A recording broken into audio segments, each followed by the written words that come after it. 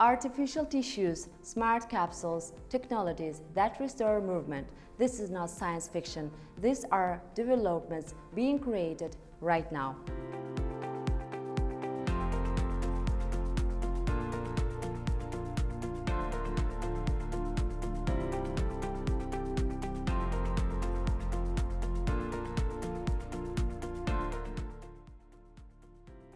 Today, we are at Boğaziçi Technopark, a space where the technologies of the future are born.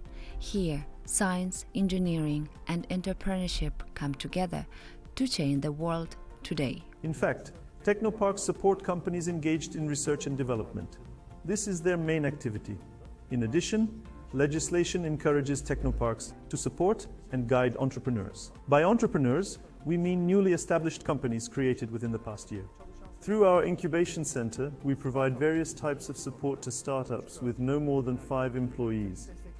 In terms of support, companies operating within the Technopark benefit from tax advantages, social security, SGK exemptions, and customs duty exemptions. These are among the key forms of support. Since entrepreneurs are at the very beginning of their commercial journey and cannot yet generate significant income, we provide them with fully equipped offices free of charge. We connect them with investors and provide all the necessary support to help them access the market and reach customers. We provide all the necessary support for them to reach the market, to reach customers.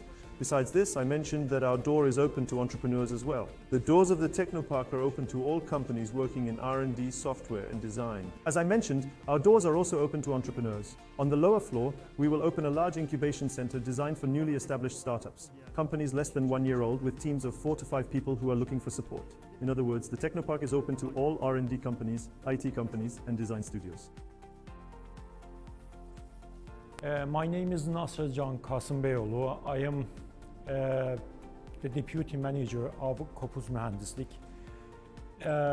Our company is mostly based on mechanical engineering and also electrical engineering, I can say. Thank you. Electric vehicle systems, what is that?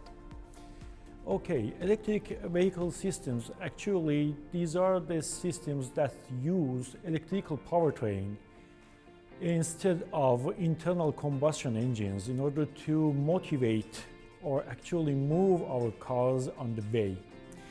There are so many different parts of these vehicles, like the batteries, like the, as I said, electrical powertrain, and so on, which are very open to new design and simulation as well as high technology production. How does designing a vehicle in a computer-based environment change everyday life? Now, using the digital designing procedure, we can foresee the durability as well as the safety of the vehicles, and if there is any problem in that, we can prevent it before giving it to the people to use. During this procedure, we should have some prototypes in order to see how the vehicle actually functions and what is the problems and so on. By having the digital design procedure, we actually can foresee and actually analyze the vehicle's performance as well as its functions in a digital interface without having, prototypes and test it during the functioning time. So we can reduce this design phase loop by using the digital designing procedures and also reduce the manufacturing costs by using this methodology. What has Boğaziçi Technopark contributed to your journey? Boğaziçi Technopark actually supports the companies by its strong ecosystem between industrial role owners, I can tell, with its very large network of, as I said, industrial roles of different companies that we have, as well as its supports in incentives of government, I can tell. It has a very strong effect in the developing of small companies, SMEs, I can tell. You know that when companies start to work, for example, in a startup, there are so many different things that they should manage during this starting time, which in most companies, it comes to some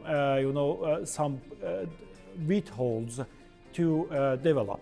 So by having the incentives, these supportive incentives to these startups, Boğaziçi Technopark actually makes a very good difference, I can tell, for the companies here. I would like to use this time to also deliver my thanks to the management of Boğaziçi Technopark during their support also to our company. My name is Kerem Karçoğlu. I am a third-year mechanical engineering student at Boğaziçi University and the founder of Roglo.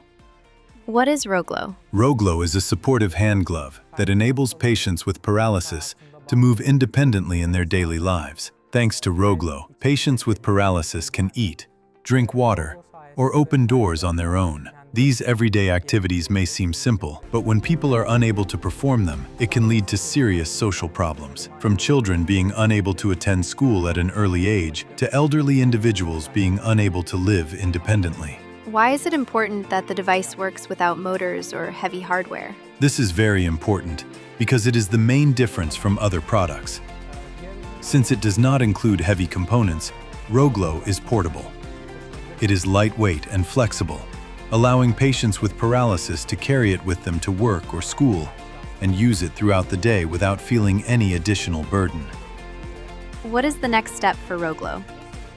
The next step for Roglo is to register the product within government reimbursement systems. This is a very important step for us because, as I mentioned earlier, currently 1 out of every 3 people in the world who need rehabilitation does not receive it. Since we can produce Roglo at an affordable cost, we plan to include it in government reimbursement programs. In this way, Roglo will become more accessible and partially covered by the state.